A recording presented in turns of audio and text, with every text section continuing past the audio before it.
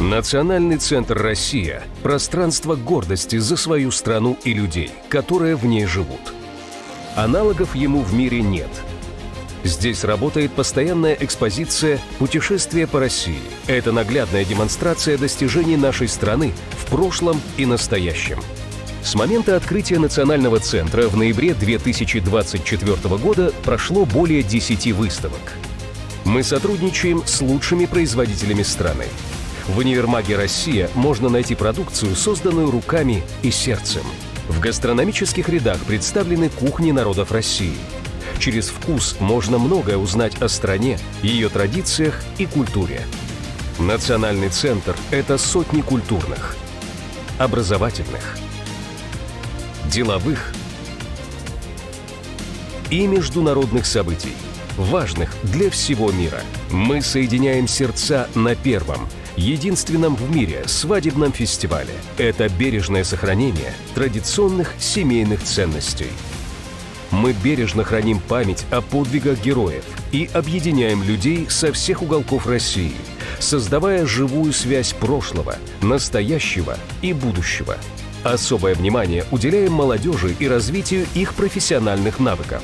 В школах юного экскурсовода и журналиста мы признаемся в любви к родине. В 2029 году откроется новое здание Национального центра в Москве.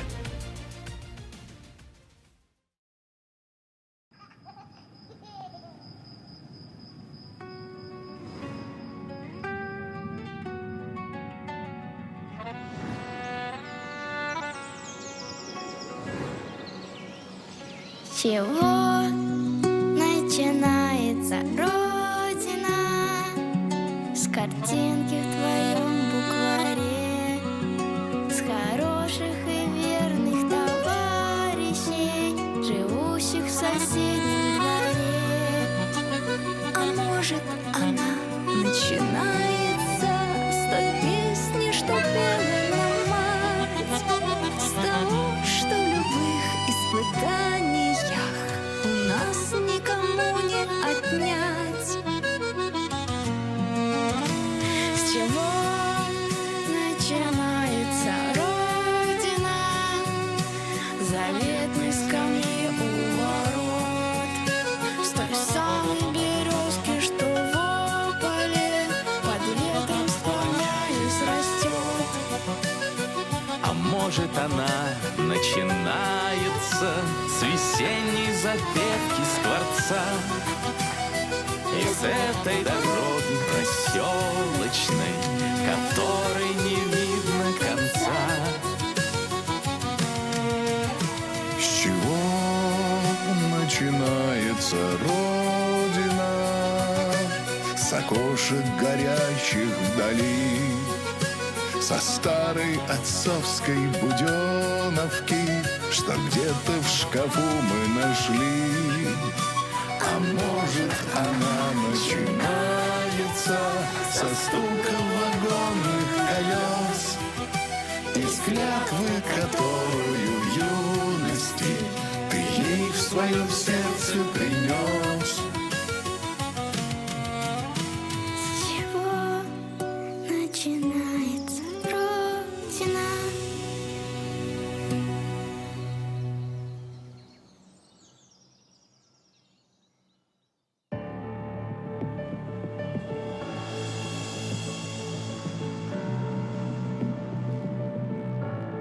Дорогие друзья, я рада приветствовать вас в Национальном центре «Россия».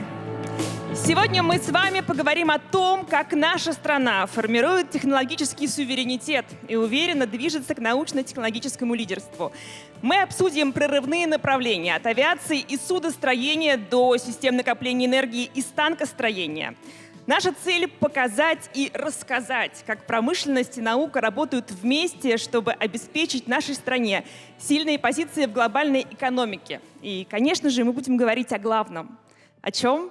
О людях, благодаря которым эти перемены становятся возможными. И сейчас я хочу пригласить на эту сцену нашего ключевого спикера, первого заместителя председателя правительства Российской Федерации Дениса Валентиновича Мантурова. Денис Валентинович, пожалуйста, проходите на нашу сцену. Здравствуйте! Мы рады приветствовать вас. И Отдаю вам слово. Уважаемые коллеги, добрый день. Сегодняшняя сессия дает возможность обсудить приоритеты государства через их влияние на качество жизни людей и отдельно обозначить роль наших граждан в достижении назначенных целей. Особую актуальность эта тема приобретает в год единства народов России.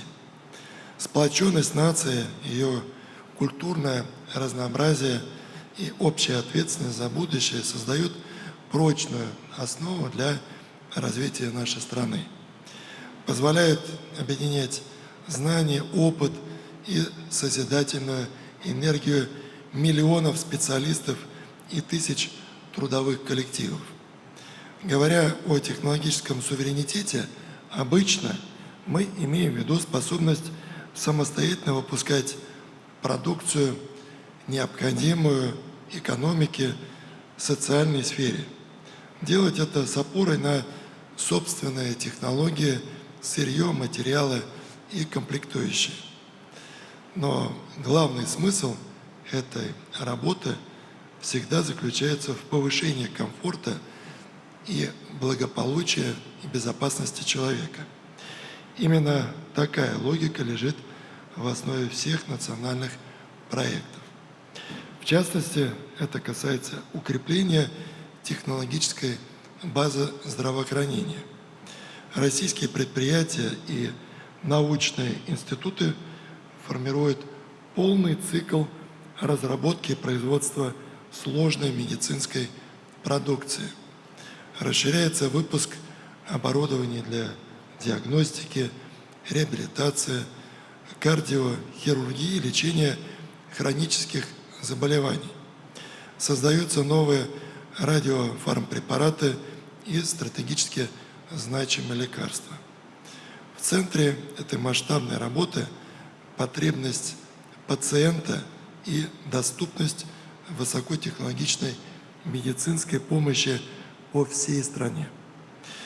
Не менее важно обеспечить граждан качественными продуктами питания.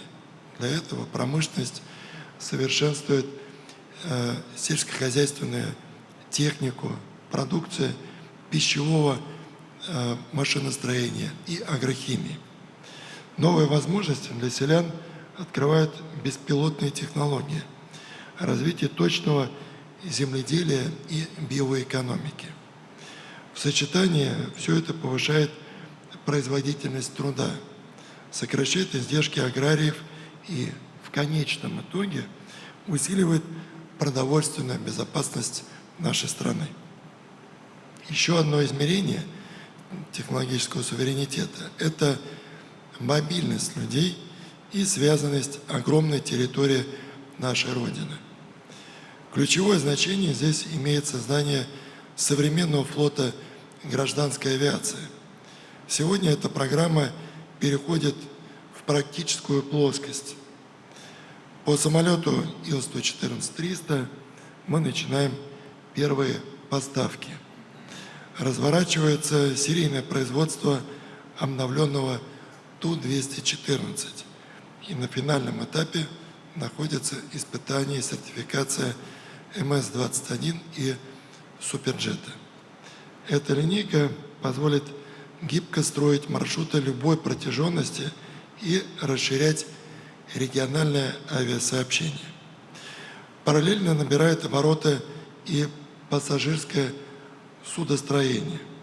Российские верфи выпускают широкий спектр водного транспорта от небольших электрических речных трамваев, которые вы часто видите по Москва-реке, до круизных лайнеров класса «Река-море». Это стимулирует интерес людей к путешествиям по главным водным артериям нашей страны. Это Волге, Каме, Дону, Оке, Енисея, Лени и Оби. Одной из опор нашей транспортной независимости остается железнодорожное машиностроение. Следующий технологический рывок в отрасли связан с высокоскоростными электропоездами, передача которой которых заказчику намечено на 2028 год. Именно они станут основой для последовательного формирования широкой сети высокоскоростных магистралей. Ее развитие сократит время в пути, сблизит города и откроет новые перспективы для работы, учебы и туризма. Повседневная жизнь граждан, мобильность страны и устойчивость промышленности требуют надежной энергетики.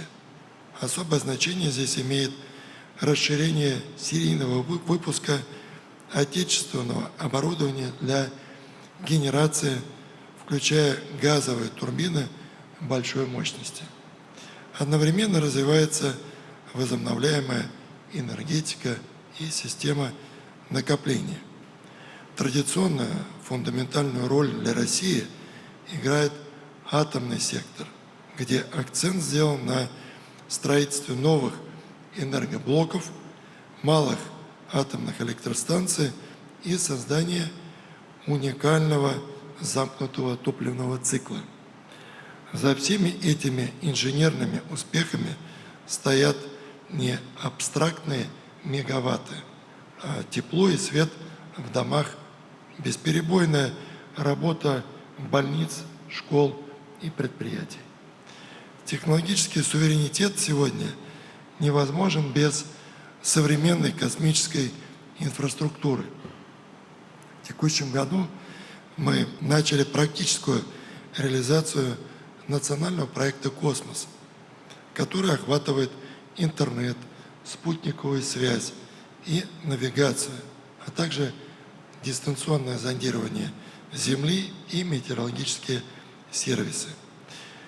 Эти решения востребованы всей экономикой, а гражданам дают равный доступ к образованию, работе, медицинским, государственным и финансовым услугам независимо от места проживания. Обозначенные мною направления опираются на общий технологический каркас.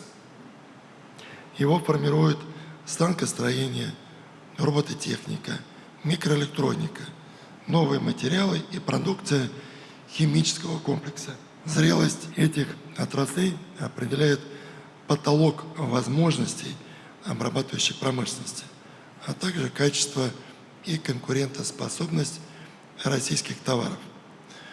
В заключение хотел бы особо подчеркнуть, что технологический суверенитет не просто создается в интересах граждан, а достигается их собственными усилиями.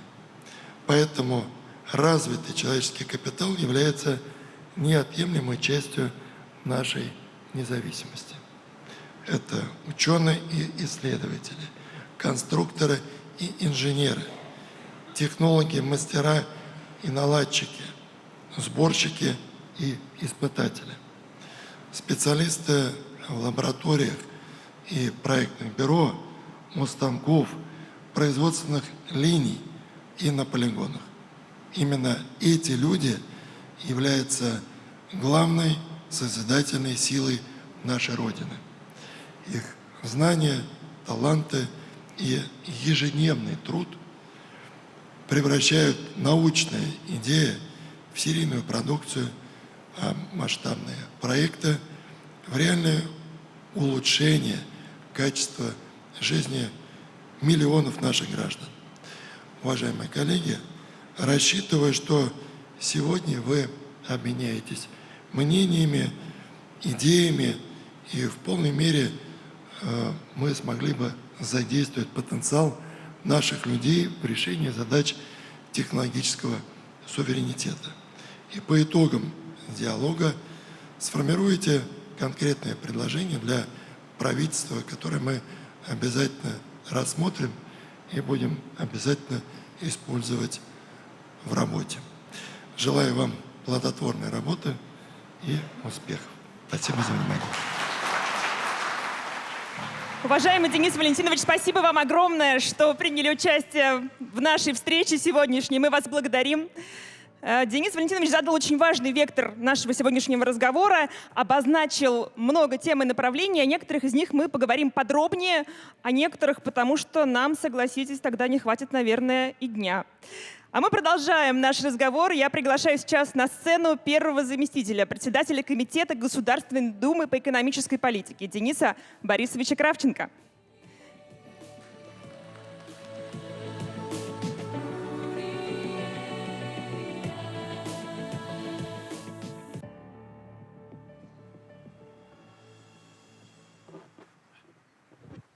Денис Борисович, здравствуйте. Очень рада вас видеть, рада вас приветствовать в нашем зале.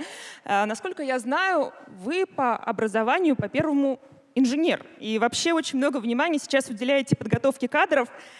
Скажите, пожалуйста, какая вообще сейчас, как можно оценить роль человека в достижении технологического суверенитета и технологического лидерства? Здравствуйте, Мария. Добрый день, дорогие друзья. Рад всех приветствовать.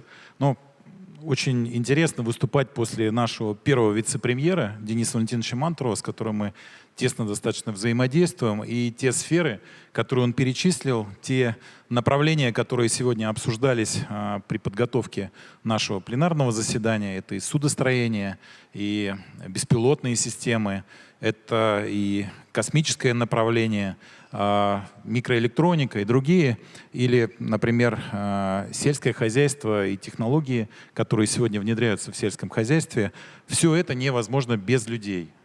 Поэтому, конечно, человек стоит в центре задачи достижения технологического суверенитета. Я вам могу сказать, что мы со своей стороны, в Государственной Думе принимаем активно законы, которые нацелены на создание условий по достижению технологического суверенитета.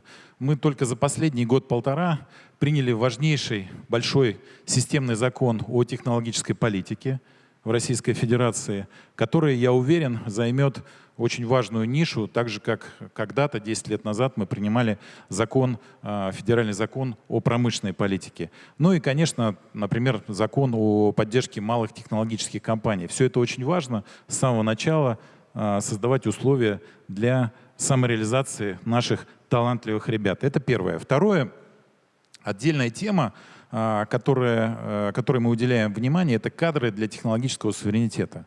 И для нас очень важно, что сегодня постепенно ситуация меняется. Мы стараемся создавать условия для того, чтобы ребята в школе в 5-м, в 6-м классе уже начинали изучать естественные науки, физику и химию. Не так, как было еще недавно, да, мы активно с Министерством просвещения ведем на эту тему диалог, а чтобы они начинали пораньше, на год, на 2 пораньше.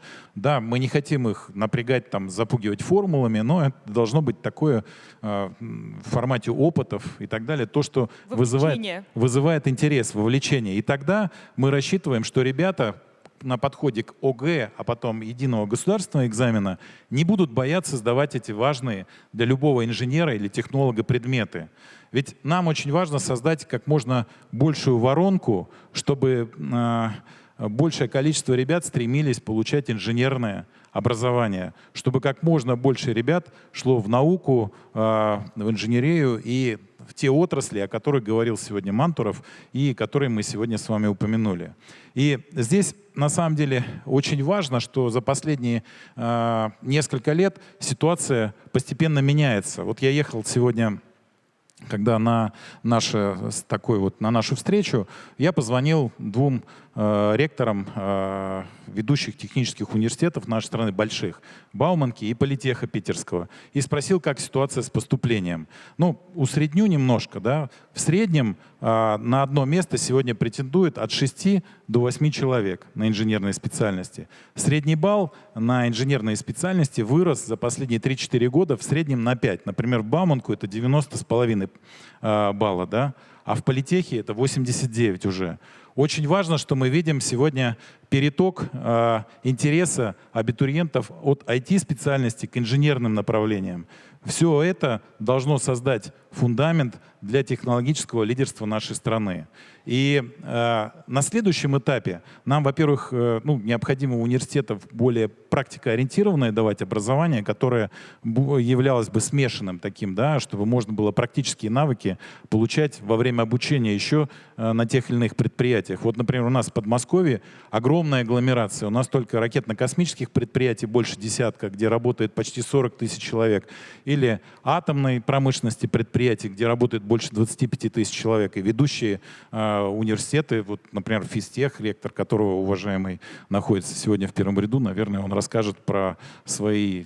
Я знаю, что физтех тоже очень сильно продвинулся сейчас, несмотря на то, что, казалось бы, куда дальше расти. Поэтому, соответственно, дальше уже на стороне промышленности и работодателя нужно создавать привлекательные условия для ребят с точки зрения заработных плат, с точки зрения рабочих условий. Я вот буквально вчера и позавчера мы были на ведущих предприятиях в Химках, там ракетно-космической нашей и ракетостроительной отрасли. И я вам скажу, то, что я увидел, меня очень сильно вдохновило. И у ребят глаза горят. И сегодня очень сильно омолаживается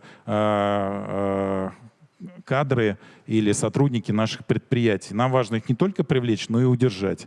И поэтому в заключение я хотел бы сказать, что все эти направления, они отражены в народной программе партии «Единая Россия». Я не могу об этом не упомянуть. Мы определенное время над этим работаем. И вот буквально в течение 10 дней у нас пройдет очередной съезд, где мы выделим отдельный блок под названием «Технологическая политика и техлидерство». И это очень важно. Это означает, что это будет продолжаться и как минимум в течение 5 лет и дальше находиться в фокусе не только правительства, но и Государственной Думы, и политиков, и управленцев нашей страны. Спасибо. Спасибо вам огромное. Спасибо, что приняли участие в нашем разговоре. Мы будем продолжать. Я приглашаю Спасибо вас большое. Спасибо. присесть в зал.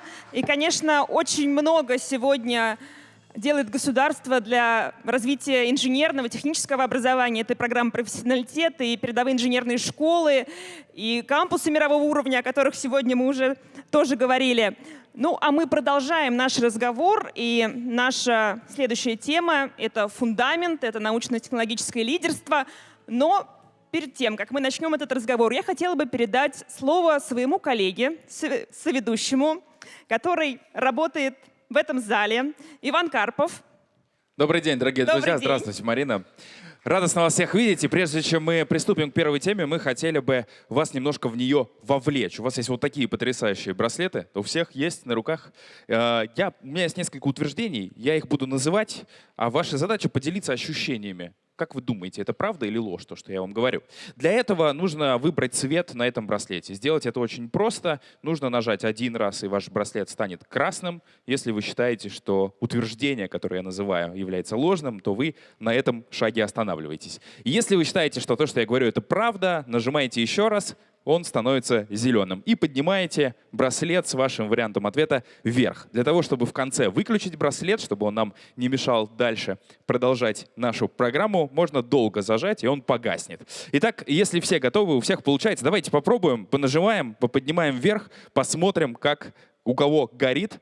Получается. Здорово. Здорово, друзья. Итак, первый наш вопрос. Утверждение, точнее, такое будет оно.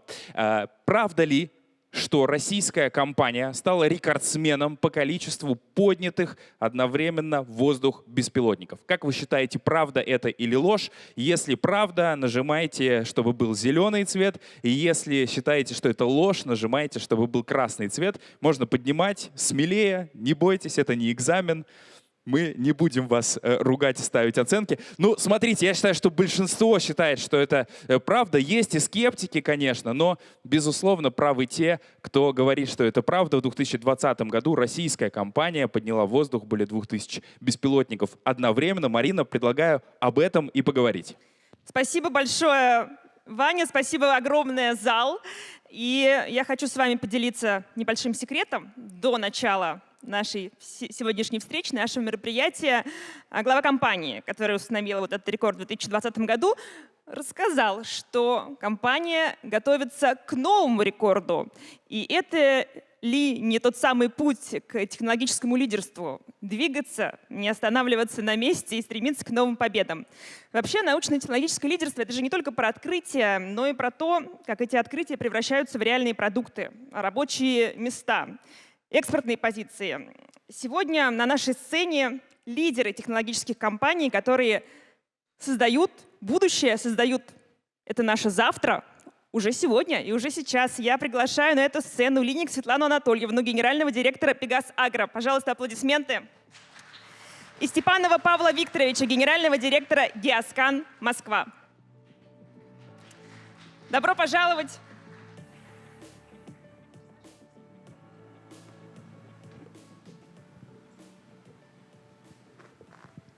Светлана Анатольевна, но первый мой вопрос будет к вам. Ваша компания активно развивает технологические решения для агропромышленного комплекса.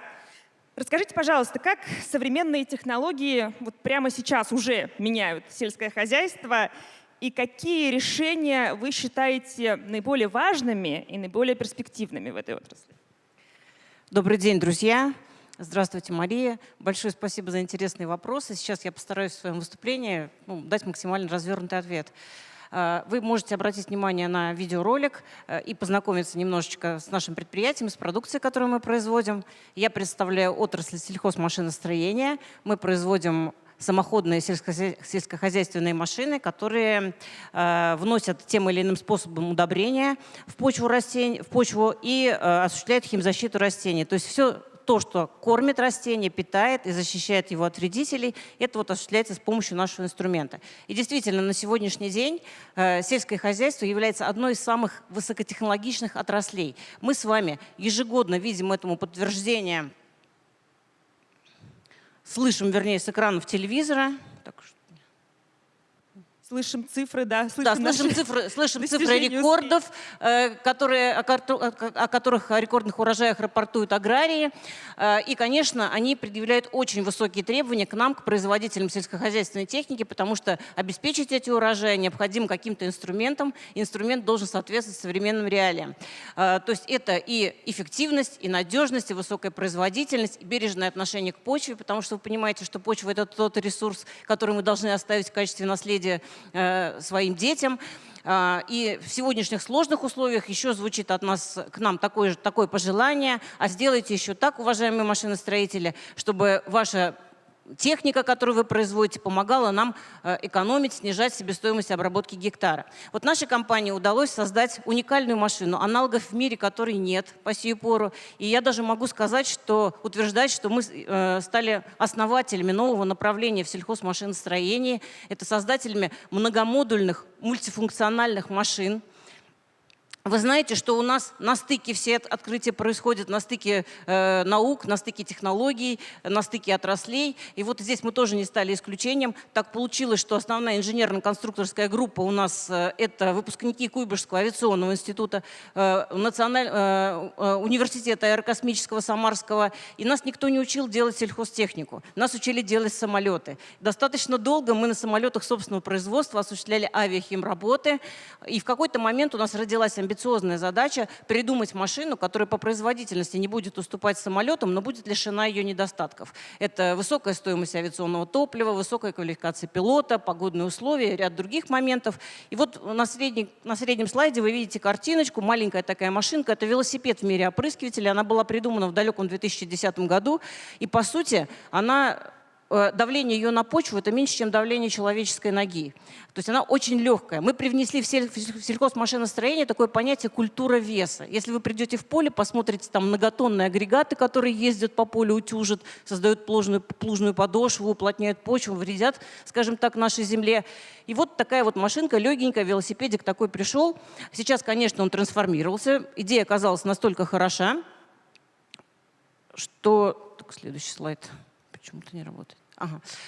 Что, по сути, из нее получился конструктор Лего. Это вот одна самоходная легкая база, у которой меняется все. Меняется тип колеса, меняются сменные модули, до 5 различных модулей она может на себе заносить. Она растет вместе с культурой и решает многие задачи наших пользователей. То есть расширяет горизонт от ранней весны до поздней осени. Работает одна машина, аграрию не надо покупать разные инструменты под разные работы. Он все делает одной машиной. Но время не стоит. Мы слышим, что сейчас тренд в сторону беспилотников. Да? Вот. И я думаю, что в горизонте 3-5 лет мы увидим на полях уже прототипы работающих беспилотных тракторов, беспилотных комбайнов, беспилотных опрыскивателей. Но мы технари, есть ГОСТ, который четко регламентирует, что такое высокоавтоматизированная техника. И согласно этому ГОСТу мы движемся. Ряд задач решен, ряд задач в процессе решения. Мы точно понимаем, куда нам надо двигаться дальше для того, чтобы получить ту самую беспилотную машину. Сейчас уже машина, любая техника в поле, она очень умная. По сути, задача оператора – это привести машину в поле. Дальше она постоянно взаимодействует со спутником, точно определяет свои координаты. Из офиса агроном или инженер отправляет задание в голову машине. И, соответственно, она, дальше ничего не надо трогать, машина все выполняет, все функции сама. Она постоянно осуществляет телеметрию, обменивается данными, диагностирует себя и дает возможность принять управленческое решение, не заходя в поле. Оператор, он ездит на заправку, совершает сложные развороты или объезжает препятствия. И, собственно, идея оказалась настолько хороша, что наше предприятие – это весь путь к успеху. За 16 лет мы из гаража выросли в завод, который входит в 5 крупнейших производств на территории Российской Федерации по производству сельхозтехники. Конечно, благодаря поддержке Минпромторга Российской Федерации, каждая наша новая машина, новый продукт – это НИОКР. И НИОКР – это когда приходят государственные деньги в компанию, это требует высокой отчетности. И, соответственно, это не просто что-то сделать, что придумали, а отчитаться результатом. То есть купить должны то, что мы придумали с помощью государственных денег. Ну, в качестве примера, вот одна из наших новинок, машина «Туман-4». На 1 июля мы должны были произвести и реализовать 30 единиц. Мы реализовали 60, и еще 100 у нас до конца года в плане производства. И все машины уже имеют покупателей. То есть проекты успешные. И эта мера господдержки, она очень эффективна для любого производства. На полях нашей Родины каждая 3-я машина, которая тем или иным способом вносит удобрения, она произведена на нашем заводе. И на сегодняшний день у нас работает свыше 700 человек. То есть это коллектив, который начинался от 20 человек и от гаража фактически. Сегодня свыше 700 человек. Наши люди – это средний возраст 35 лет. У нас работает в основном молодежь, потому что у нас очень интересно, очень высокотехнологичное современное производство. И у меня как раз, я прошу прощения, да. созрел вопрос. Просто Конечно. если привести ассоциативный ряд. Сельское хозяйство, зерно, хлеб. Хлеб – это дом, это тепло, это уют, это родина. Это родина, да. И люди, которые работают в сельском хозяйстве и для сельского хозяйства, мне кажется, это люди совершенно какие-то вот необычные, особые. А есть какой-то вот собирательный образ, портрет вот такой вот вашего сотрудника? Потому что я вижу, с каким энтузиазмом вы об этом рассказываете. Ну, вы знаете, у нас немножко нестандартная история. У нас люди очень молодые. И, наверное, основное, что отличает наш коллектив от любого другого трудового коллектива, это люди, которые не работали больше нигде, только на нашем заводе. Они очень любят свое дело, очень высокопрофессиональные. Это ребята, которые молодые совершенно пришли и росли вместе с заводом, и набрали компетенции, такие, которых сейчас мало у кого даже, может быть, в стране у нас есть. Это такие хорошие производственники. Некоторым даже удалось поучиться в Toyota Group, потому что мы делаем автомобили. У нас родилась идея сделать Lexus в мире сельхозмашиностроения. Почему нет? Вот. И мы все этим горим. Идея очень интересная, производство современное. И на самом деле я как работодатель хочу сказать, что основная наша базовая ценность – это люди, всегда люди. Делать акцент надо на них. Почему? Потому что в любые сложные времена, если вам удается сохранить трудовой коллектив, они сохранят вам любой бизнес.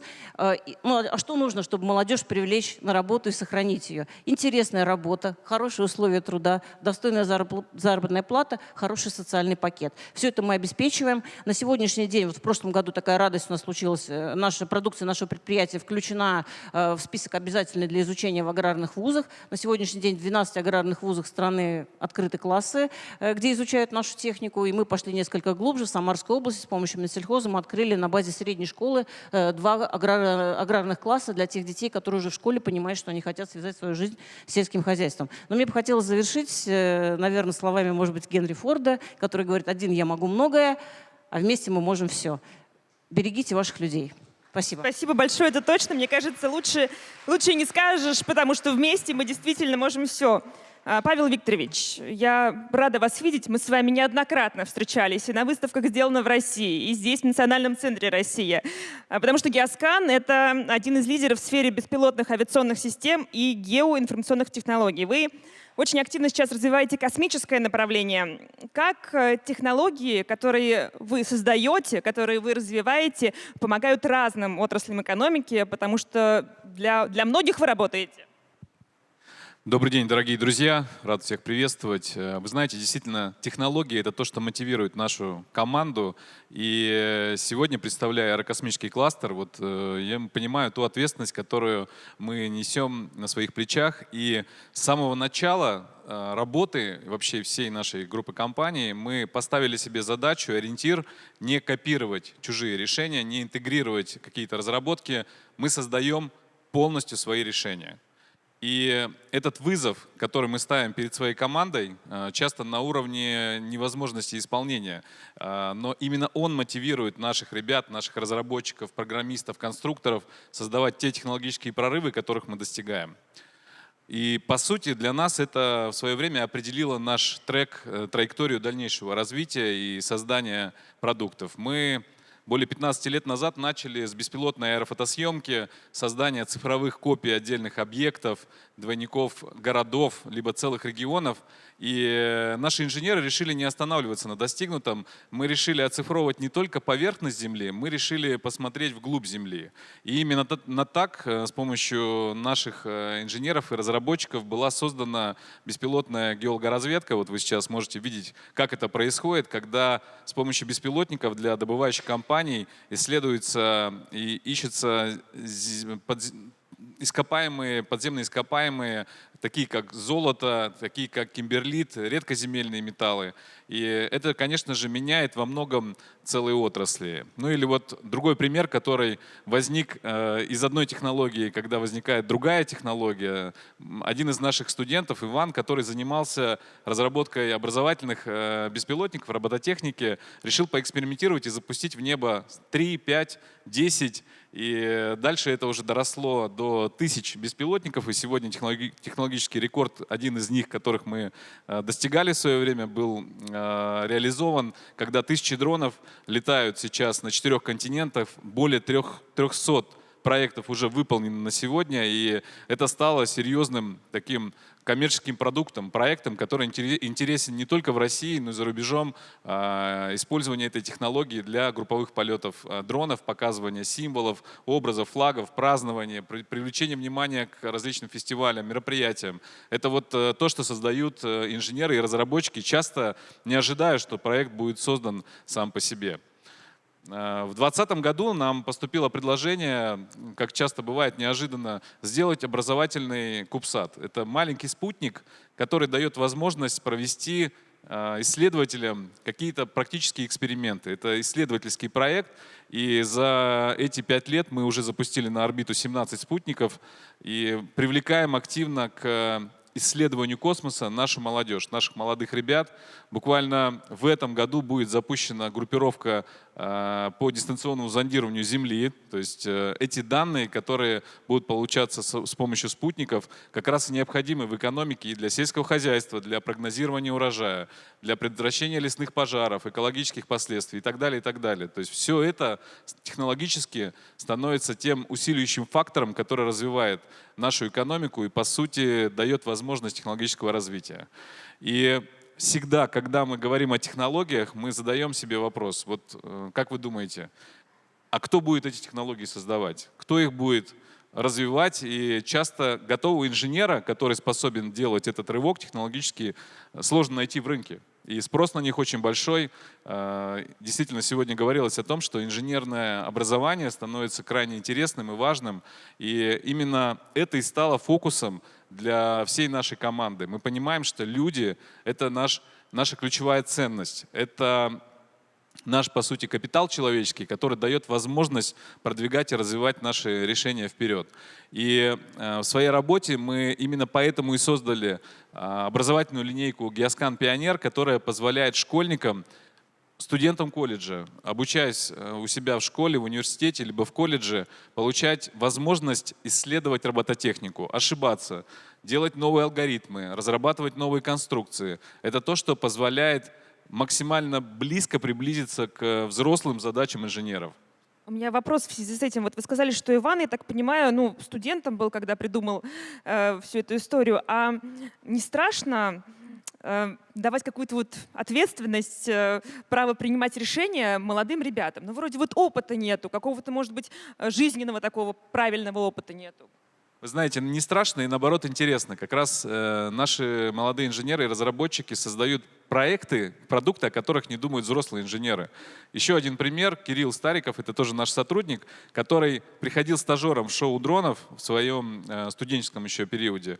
И сейчас он является руководителем космической программы по разработке наземных станций. Достаточно молодой парень, но достаточно умный, креативный, настойчивый в решении своих идей и проектов. И, собственно говоря, на одном из конгрессов молодых ученых он даже нашему президенту доложил свой проект. И теперь сеть наземных станций приема сигналов со спутника является таким вот инструментом, благодаря которому учебные заведения в стране и тысячи школьников получают возможность работать непосредственно с космическим аппаратом, отправлять ему свое задание, получать телеметрию, исследовать космос не просто в режиме симуляции, а в практической работе, когда спутник пролетает над учебным заведением. Поэтому мы видим огромный потенциал и интерес не только в России, но и за рубежом к нашим иностранным партнерам и в Африке, и в Персидском заливе, в Индии. И здесь, благодаря поддержке Российского экспортного центра, правительства, Минпромторга, мы, по сути, получаем возможность экспансии на международные рынки с предложением наших технологий и продуктов. Но самое важное, я хочу, завершая, еще раз подчеркнуть, что люди — это то, что существенным образом влияет на развитие всего технологического суверенитета. И не только технологии, но и люди. Именно вот этот вот симбиоз совместного развития и работы дает возможность развивать и инженерную школу, и двигать и нашу страну, и наши технологии вперед. Спасибо. Спасибо вам большое. У меня еще маленький вопрос. Не могу не спросить. Вот вы общаетесь с молодыми ребятами, талантливыми. Наверняка задавали им вопрос, а что ими движет? Что помогает им идти вперед? Желание прославиться, может быть, не знаю, доложить президенту или что-то другое? На самом деле всегда, во все времена, мне кажется, людям нравилась идея создавать что-то уникальное, быть причастным к какому-то большому глобальному проекту. Живой пример. 5 лет назад, когда мы запустили наш первый спутник на орбиту, тогда нас было 500 человек, вот радовались все, от тех, кто следит за чистотой, до первых лиц, все, потому что мы понимали, что мы сделали наш маленький, но первый очень важный шаг в космос. И для всей команды это мощный мотиватор, и для всех наших молодых ребят, которые приходят к нам. Спасибо вам огромное. Я приглашаю вас вернуться в зал. Ну, что ж, уважаемые друзья, то, о чем сейчас говорили наши спикеры, какие примеры приводили, показывает то, что технологический суверенитет — это не абстракция, это реальные проекты, это реальные результаты, и, безусловно, это люди. Молодые ребята с горящими глазами, те, кто работает уже давно, те, кто движется к нашему научно-технологическому лидерству вместе. И наша следующая тема — авиация и судостроение. И уже по нашей маленькой сложившейся традиции я передаю слово своему коллеге Ивану. Иван, я знаю, что у вас есть вопрос к нашему залу. Спасибо, Марина. Действительно, есть вопрос. Давайте снова возьмем в руки свои браслеты. Напомню, зеленый, если вы считаете, что это правда, красный, если ложь. Итак, утверждение будет следующим. Правда ли, что в России разработан двигатель, который превосходит зарубежные аналоги по экономичности? Итак, как вы считаете, правда или ложь? Поднимайте выше. Да, заодно немножко разомнемся. Вот синий у кого-то. Да, затрудняюсь ответить, наверное, как принято в социологии. Большинство выбирает зеленый, считают, что это правда. Есть, конечно, и скептики, но в отместку скептикам скажем, что это действительно правда. В России действительно есть такой авиационный двигатель, тяга которого 8 тонн, но при этом потребляет топливо он на 2% меньше, чем зарубежные аналоги. Марина, как мы к этому пришли? Иван, спасибо огромное, что не только немножечко так подстегиваете наш зал, но еще и рассказываете о таких интересных вещах. Ну, о двигателях мы еще сейчас, разумеется, поговорим, потому что авиация и судостроение Это, конечно, стратегические направления, это логистика, это продовольственная безопасность, это связанность территории нашей огромной страны, это перевозки, это уникальные позиции в отрасли и формирование новых заделов, новых целей на годы вперед. И все это позволяет достигать технологического суверенитета в транспортной мобильности и в продовольственной безопасности. Я приглашаю на нашу сцену из зала наших уважаемых спикеров Конюхова Илью Борисовича, генерального директора ОДК «Сатурн», и Зубкова Павла Александровича, генерального директора ООО «Морские комплексные системы». Это, кстати, единственный в России проект по импортозамещению рыбофабрик на отечественных рыболовных судах.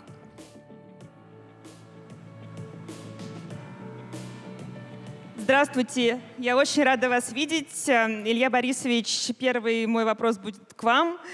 Мой, мне кажется, уже любимый двигатель ПД-8, потому что я сама в своих сюжетных материалах очень много об этом говорила. Все, наверное, видели кадры испытаний. Я даже прикоснулась однажды к нему на выставке «Иннопром» в Екатеринбурге, если я ничего не путаю.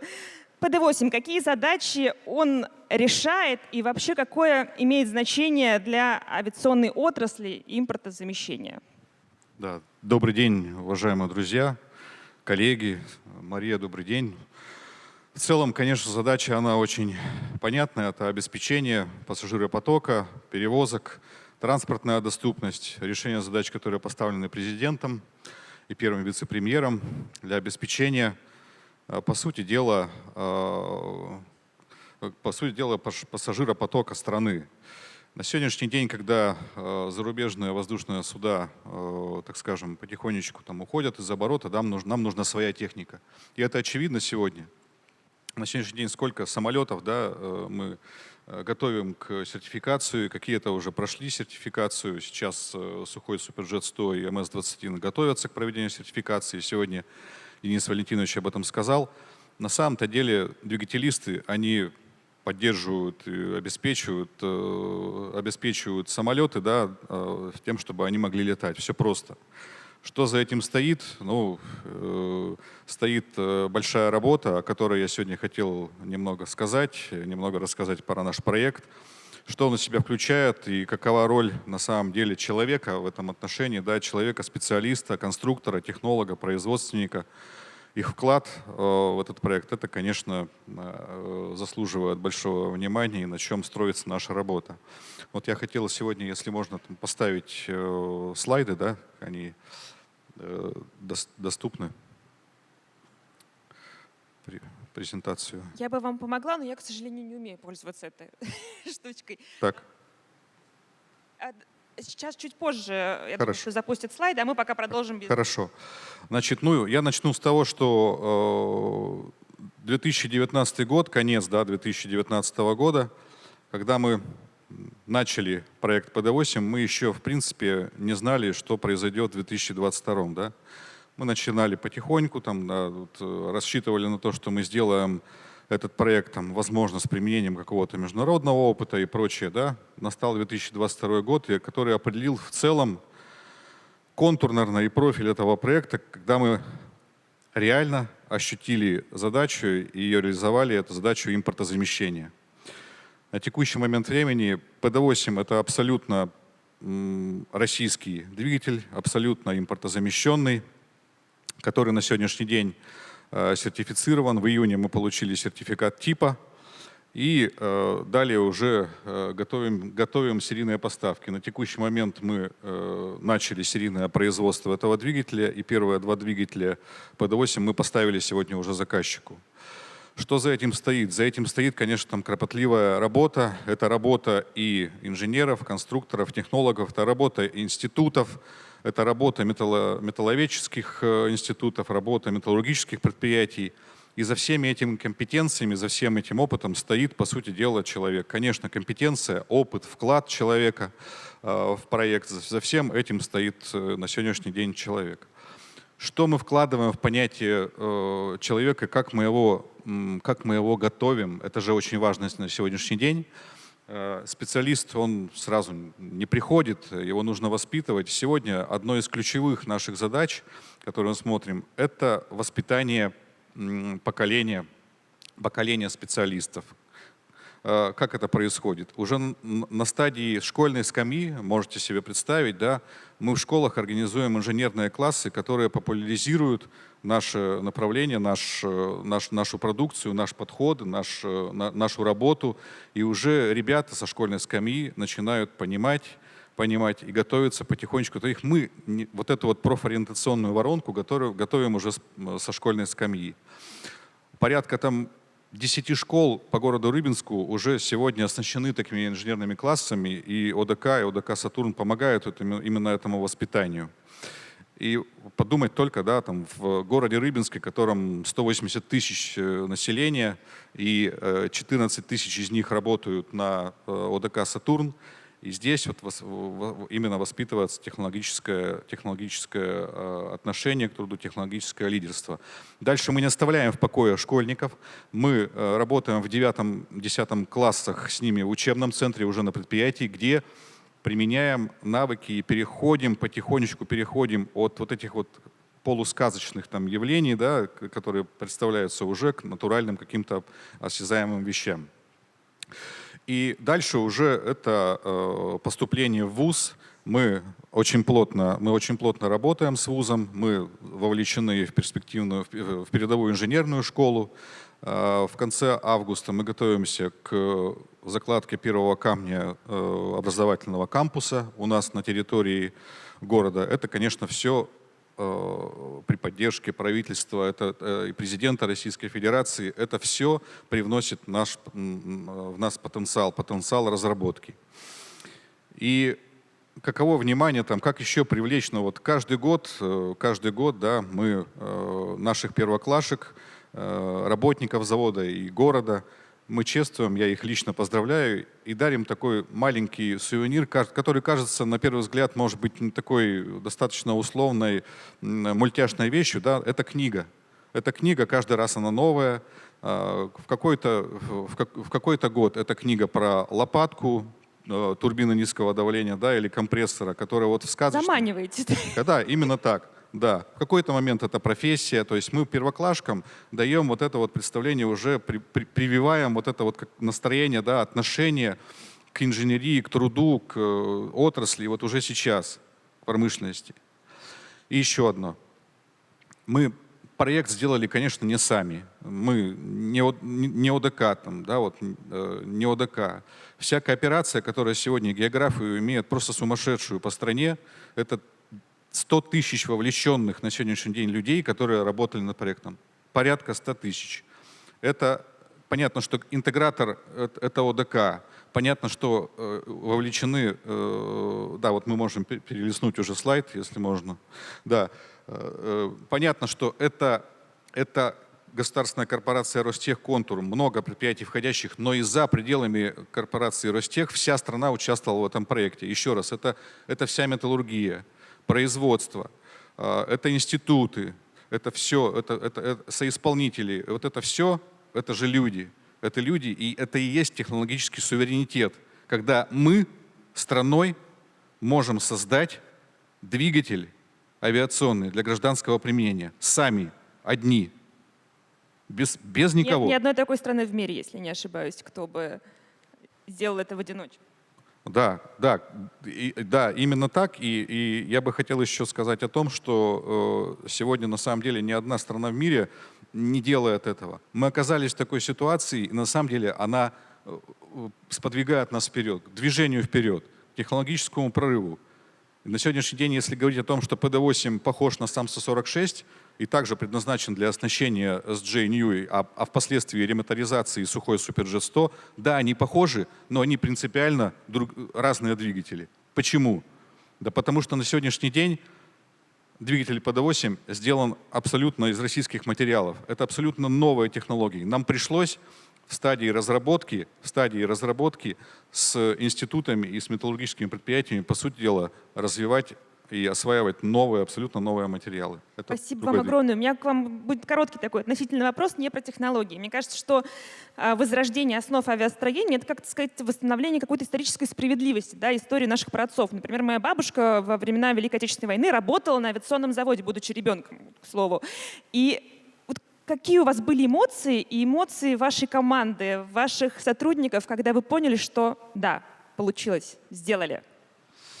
Мария, спасибо за вопрос. На самом деле это прямо вот Павел Викторович выступал. Это также вот это настолько радость, да, там команды, когда достигаются эти результаты, когда ты проводишь испытания по обрыву лопатки вентилятора, это очень тяжелое нагруженное испытание, когда лопатка должна оборваться и остаться в контуре двигателя. Она не должна улететь за пределы там двигателя и не пробив обшивку самолета, да, там ничего не уничтожить. Это самое там важное на самом деле сертификационное испытание, которое завершает, по сути дела, весь комплекс. И это проходит. Двигатель глотает лопатку, она пролетает в проточной части, небольшой хлопок и там огневая вспышка, и все. И дальше тишина, и двигатель продолжает работать после этого. И это счастье. То есть двигатель на сегодняшний день состоялся, а команда, которая сегодня работает, движется вперед. Почему? Ура, кричали? Ура кричали. Ура кричали, и шампанское было, и все было. Это единение, понимаете, это технологическое единение отрасли. Это не единение ОДК, не единение Ростеха, это единение отрасли и страны. Да, еще раз хочется это подчеркнуть. Спасибо. Именно страны. Спасибо вам огромное, Павел Александрович.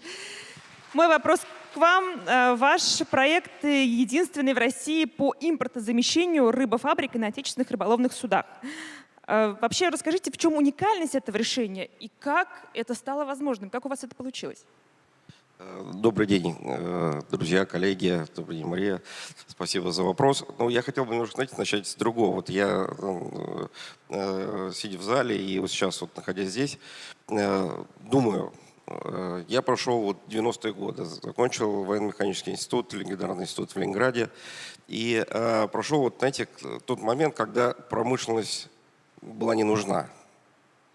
Когда не стоял вопрос о технологическом суверенитете, даже о людях не стоял. Посмотрите сейчас, какое название. С чего начинается Родина? Вот это вот, знаете, прям сердце прям замирает от таких слов и от этой песни, которая была. Потому что мы возрождаемся. Началось все достаточно давно у нас. Я как промышленник, как инженер, создавший не одно производство, могу сказать, еще в 2014 году я перевез завод в Великобританию и сделал прорыв в своей области в судостроение. Это было быстро, неожиданно и в то же время очень сложно. Уже тогда у нас были проблемы в 2014 году, еще даже до Крыма. В 2022 году страна столкнулась с серьезнейшими вызовами.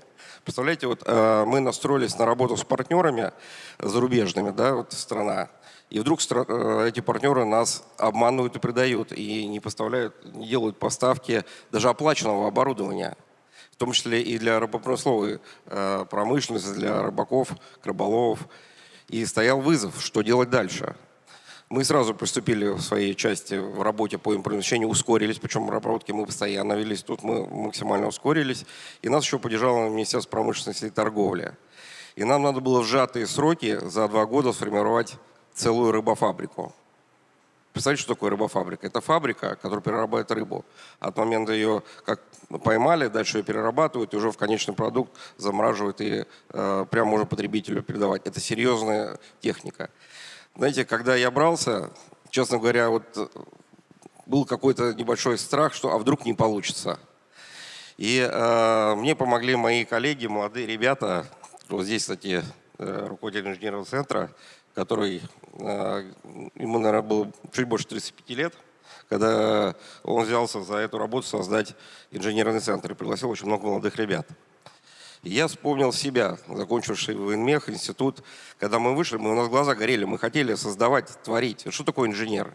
Это творческая работа, это нужно создавать, что-то творить.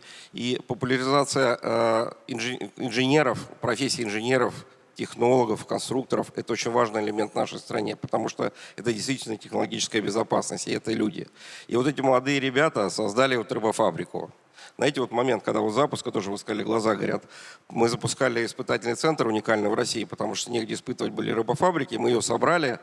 И уважаемые гости приехали, Дмитрий Николаевич Патрушев, Шестаков Илья Васильевич, Каримов Альберт Анварович. И вот надо было нажать кнопку. И, знаете, была тревога, а вдруг не заработает. Я помню такой момент, вот мы все собрались и нажимаем эту кнопку. И я ребятам звоню по телефону, говорю, ну как, они все заработает, все нормально будет. И вот их уверенность, понимаете, вот это, я вспомнил себя, какие мы молодые. Поэтому, конечно, нужно поддерживать это направление и не останавливаться. Почему не останавливаться? Вот мы часто говорим о промышленности, о развитии, но забываем о некоторых вещах, в том числе экономических. Вот я такой пример рассказываю. Вот, например, диван стоит 1000 рублей. Если он произведен в России, здесь 600 рублей налогов. 600 рублей налогов. Это прибыль государства. Это социалка, это обороноспособность страны, это детские сады, это школы, это университеты, это наше будущее. И я постоянно не устану говорить, если мы покупаем за границей то, что делается в России, мы наносим действительно ущерб государству, потому что вот эти деньги уходят не нашим детям, не нашим поколениям. Потому что вот это технологический суверенитет, это фундамент новым поколениям, нашим детям, нашим внукам, которые мы создаем. И вот эти налоги, которые мы, промышленники, платим, ведь, знаете, я создавая промышленное предприятие, у меня всегда стоял вопрос, может лучше купить и продать? Это же проще. И денег заработаешь. И вот мы сталкиваемся с тем, что до сих пор еще у нас ставится приоритет в некоторых случаях таким компаниям, где 2-3 человека всего. И представьте, у нас в компании порядка 1000 человек работает. Это постоянная работа, это постоянная загрузка. И при этом, покупая где-то за рубежом то, что можем производить, наши промышленные предприятия задыхаются от нехватки заказов. Поэтому вот моя такая вот рекомендация и предложение – делать акцент на промышленные предприятия, делать акцент на защиту рынка, российского рынка. Потому что, знаете, вот пример скажу, вот я затронул вопрос, что я из Англии привез завод. У этого завода были контракты импортные в разные страны, начиная Англия, там Франция, Германия, Америка. Как только привезли в Россию, все они отказались работать. Я говорю, почему? Они говорят, а мы не хотим с Россией работать. Вот, после вот этого я очень сильно поменял свое отношение к нашей промышленности. И, знаете, вот, хотел сказать фразу, сказал вот Александр III, в том, что у нас 2 союзника – армия и флот. А я считаю, что у нас 3 союзника – армия, флот и промышленность. И вот эта технологическая безопасность, и это то, что люди создают, наши люди. Знаете, вот я тоже хотел показать, взял каталоги, к сожалению, вот нет ролика. Но вот эту продукцию, вот, видите, вот такой каталог, вот ребята молодые создали за 2 года. Вот, сейчас, секундочку. Вот, большое. И вот этот каталог, реестр, то, что мы уже сертифицировали, что мы российское производство, 719 постановление. И мы дальше будем продолжать работать над укреплением экономического, технологического, продовольственного суверенитета России.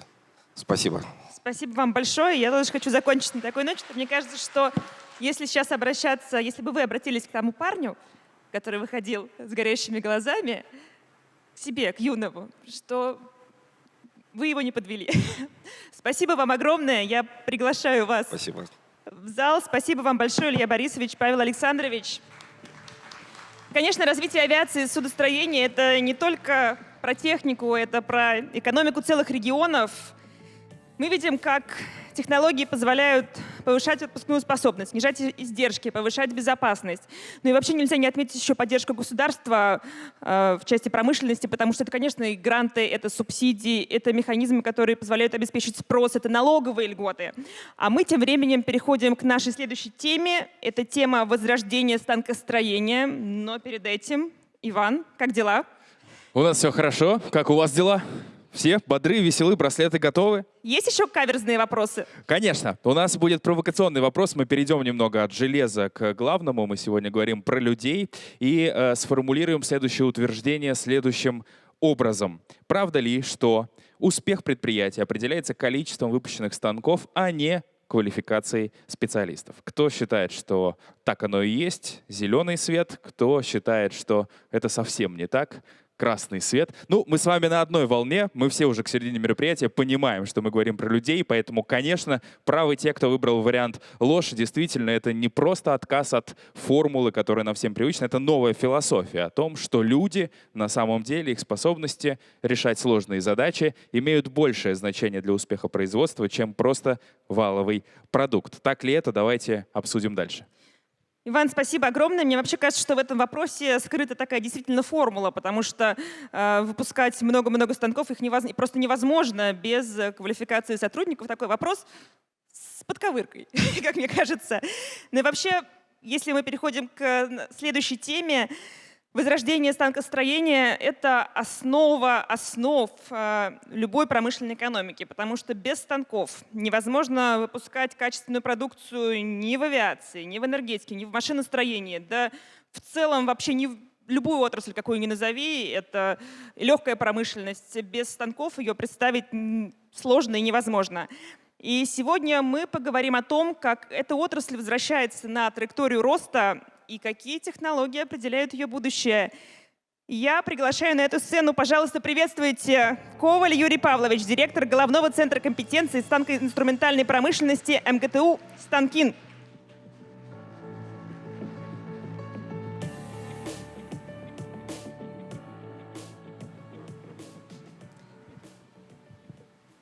Юрий Павлович, здравствуйте. Я рада приветствовать вас в нашем зале, на нашей сцене. Расскажите, пожалуйста, из чего вообще сегодня складывается ключевой центр компетенции в области станкостроения? То есть что это из себя представляет, какие технологии развивают на его базе и какое будущее нас ждет? Добрый день, Мария. Добрый день, уважаемые коллеги. Я хотел бы несколько слов рассказать о той структуре, которую я сегодня представляю. Головной центр компетенции создан по решению правительства Российской Федерации и является одним из структурных подразделений нашего флагманского вуза по подготовке инженеров для станкостроительной отрасли. Это МГТУ «Станкин». И действительно, сегодня выступали представители разных отраслей, говорили о тех успехах, которых они достигли, но мы все понимаем, что ключевое и базовое направление в промышленности – это станкостроение. Это та отрасль, без которой невозможен успех ни в одном направлении промышленности. Конечно, были времена, когда отрасль несколько находилась на определенном спаде, но сейчас все отлично понимают, что результаты станкостроения, они так или иначе влияют на развитие всей промышленности. И буквально совсем недавно принято решение, выделены средства для строительства кампуса мирового уровня. К 30 году МГТУ «Станкин» приобретет абсолютно новый дом. Это будет и новое внешнее исполнение, и новое внутреннее наполнение. И сегодня подготовка молодых инженеров – это ключевое направление для промышленности в целом. Значит, какое место в этой структуре занимает наш головной центр компетенции? Ну, во-первых, если говорить в цифрах, то сегодня головной центр компетенции – это порядка 60 высококвалифицированных конструкторов, это аналитики, которые определяют направление развития, изучают будущие технологии и предлагают для реализации. Это около 20 тысяч производственных площадей, обеспеченных новейшим оборудованием, что позволяет нам не только конструировать лучшие станки, что позволяет конструировать оборудование, металлорежущее оборудование, которое не производится сегодня в Российской Федерации. И самое главное, на базе нашего опытного производства делать опытные образцы, испытывать их и дальше уже передавать нашим индустриальным партнерам для серийного производства. На сегодняшний день мы понимаем, что для любого предприятия ключевой проблемой являются, безусловно, кадры. И, конечно, подготовить инженера – это очень непростой процесс, это длинный процесс во времени. Есть вещи, которые можно ускорить за счет вложения больших денег, за счет привлечения большего количества людей. Ну, например, там, на стройке. Там, можно больше людей привлечь, можно меньше. Можно больше денег вложить, и быстрее пойдет стройка. Нельзя вложить больше денег и сократить процесс подготовки инженера. К сожалению, нужно определенное время. Мы помним те времена, и я думаю, многие в зале помнят те времена, когда профессия инженера была, ну, скажем так, не очень востребована в обществе. В большей степени наша молодежь выбирала профессию менеджеров, экономистов, юристов. Сегодня ситуация изменилась. Сегодня стране нужны инженеры. И вот здесь выступающие говорили о том, что действительно там приводили статистику, аналитику, что в последнее время и конкурс на инженерные специальности, и количество людей, желающих стать инженером, вырос. Здесь сегодня многие выступающие рассказывали о том, что профессия инженера, она действительно престижна сегодня, и рассказывали о том, какие формы и методы они применяют для привлечения молодежи в вузы на инженерные специальности. Коллеги, ну вот если кто-то в зале еще не определился с профессией, а те, кто определился, то у вас есть дети, которые не определились, определяйтесь. Лучше профессии инженера, станкостроителя, полученного в Станкине, нет. И у меня есть неубиенный факт.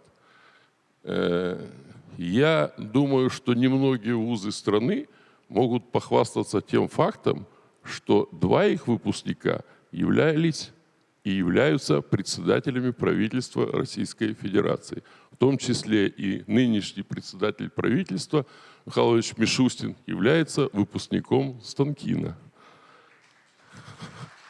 У вас там доска почета очень, очень-очень. Что нового и как мы пытаемся сегодня работать с нашей молодежью, потому что, безусловно, можно придумать самый сложный станок. Можно, ну, не знаю, там, придумать самую сложную технологию. Но без человека это все груда металла. Сегодня, к сожалению, у многих молодых людей производство, завод ассоциируется, ну, с каким-то там архаическим там, с местом, с грязью, с грохотом. Сегодняшний станок – это не грохочущий пресс. И сегодня пульт управления станка, он очень схож с пультом управления в истребителе. Поэтому мы должны переломать это сознание у людей, показать, убедить, и нам это удается. Мы создали у себя молодежное конструкторское бюро на базе нашего головного центра компетенций, где обучаются молодые ребята, студенты, причем не только со Станкина, с различных вузов других, и Бауманки, и других технических вузов Москвы. И, конечно, вот эта возможность передавать опыт от опытных конструкторов, наставников. Мы закрепили за каждым молодым студентом, закрепили опытных наставников. И, конечно, вот эта возможность получать знания от опытных специалистов, она действительно привлекает людей. Я очень часто встречаюсь с молодежью, с ребятами, которые у нас занимаются, и вижу, насколько важно для них процесс, когда ты участвуешь в каком-то большом деле. Когда ты не просто рисуешь отчет для лабораторной работы или там, для сдачи какого-то экзамена, а когда ты участвуешь в проектировании реального станка, и ты понимаешь и видишь, что нарисованная тобой деталь, она становится частью большого серьезного механизма, серьезного станка, конечно, это возбуждает там особые эмоции, особые чувства в душе каждого молодого инженера. Ну и, безусловно, конечно, мы тоже много внимания уделяем тому, чтобы привлечь молодежь к нам.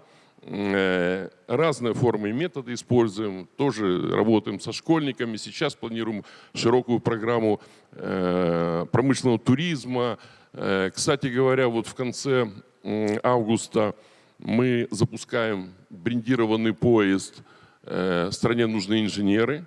И я думаю, что многие из вас его увидят в метро.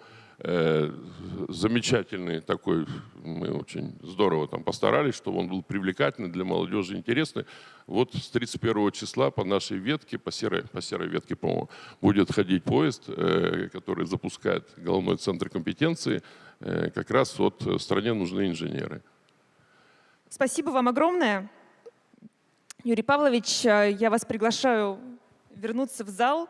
И я хочу, пользуясь случаем, возможно, нас смотрят будущие первокурсники, вчерашние абитуриенты, те, кто в этом году поступил в Станкин. Я хочу вас поздравить с этим. Это огромное достижение. Спасибо вам огромное еще раз. А мы переходим к нашей следующей теме. Новые горизонты международной торговли. Экспорт. Но перед этим, Иван, есть вопрос к залу? Да, у нас есть заключительный вопрос. Вы хорошо шли все это время. Проверим, угадаете ли вы сейчас. Этот вопрос будет про потенциал. Напомню, красный — ложь, зеленый — правда. Голосуйте сердцем. Итак, следующим образом звучит утверждение. Правда ли, что рынок ассистивных технологий вырастет от 92 миллиардов в 2024 году до 200 миллиардов к 2030 году? К 2030 году. Итак, кто считает, что так оно и будет? 200 миллиардов в 2030 году на ассистивные технологии. Большинство считает, что так и есть. И вы вновь правы, те, кто говорит, что так и будет. Действительно, существуют такие прогнозы, потому что потенциал развития наших людей, нашей Родины ничем не ограничен. Давайте об этом подробнее поговорим. Спасибо большое, Иван. Да, благодаря кому и чему будет расти этот рынок, мы сейчас узнаем.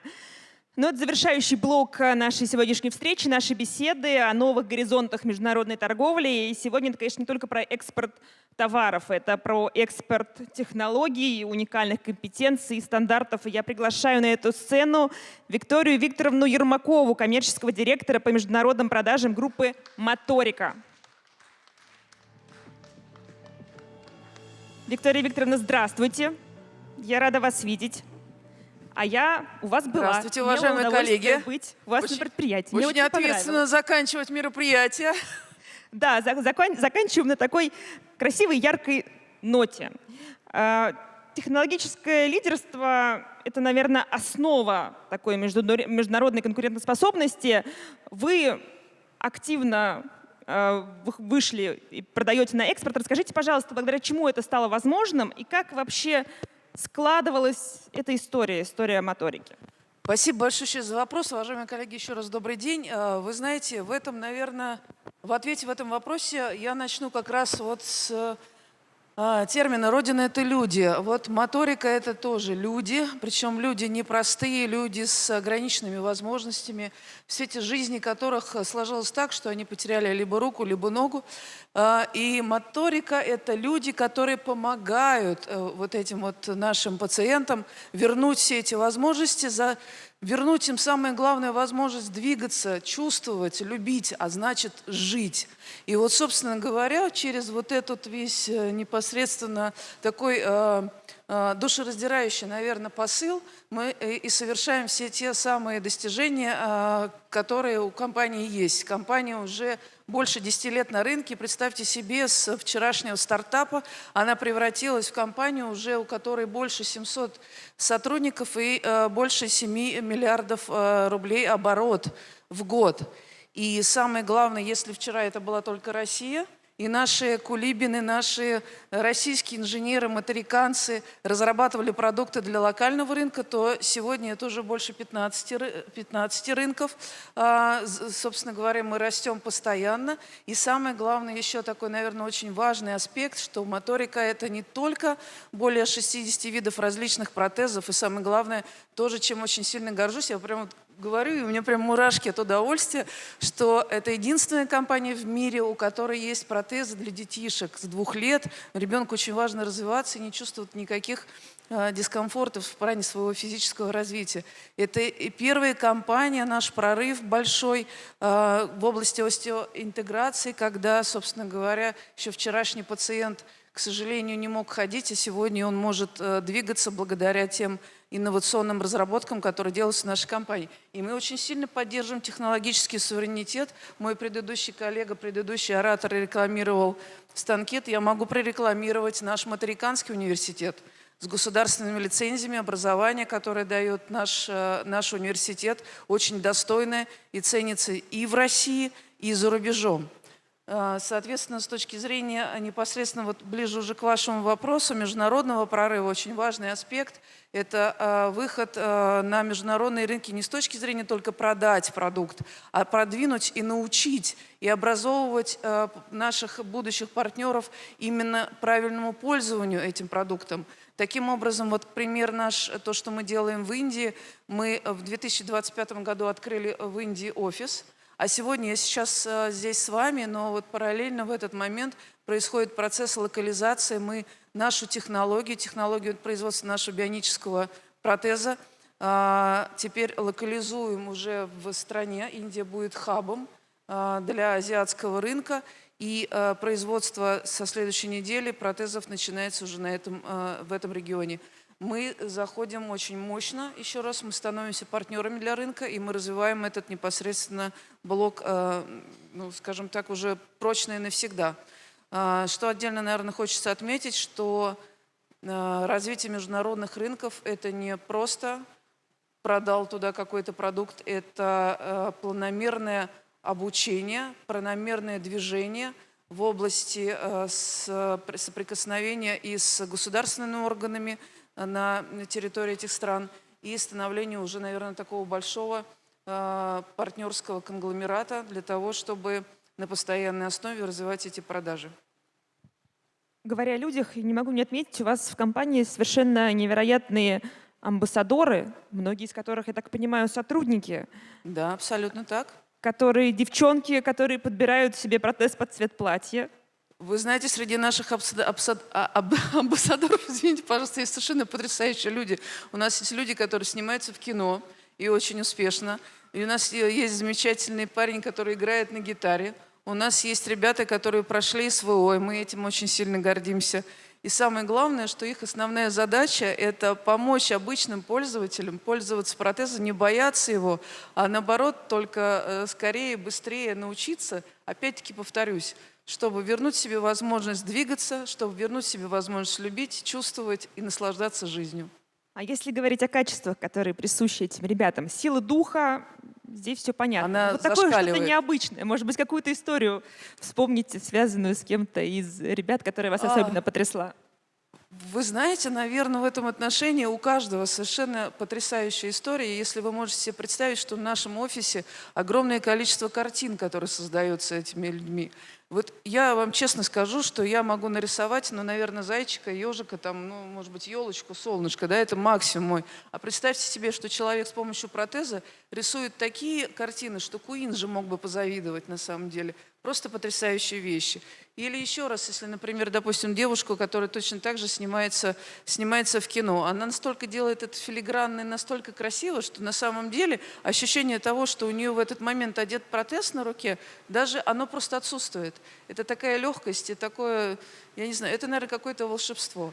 А мне очень, я горжусь тем, что я как раз могу, наверное, быть причастна к вот этому волшебству, работая в такой компании.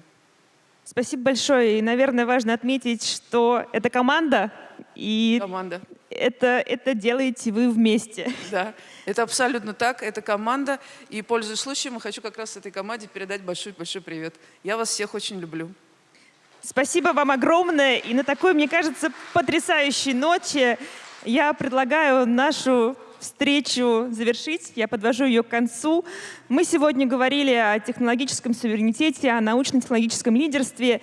И, может быть, я повторюсь, но мы говорили не о каких-то абстракциях, а говорили о реальных проектах, о реальных наших уже общих победах. И то, что мне еще тоже очень хочется отметить, когда речь идет о технологии, об инженерах, кажется, что разговор будет таким сухим, серьезным, но насколько сегодня эмоциональны были все наши гости, наши спикеры, особенно в те моменты, когда говорили о своих сотрудниках и о людях. Мне кажется, что это очень-очень важно, потому что Родина — это люди, это мы с вами. Спасибо всем большое, что были сегодня здесь. Всего доброго, спасибо.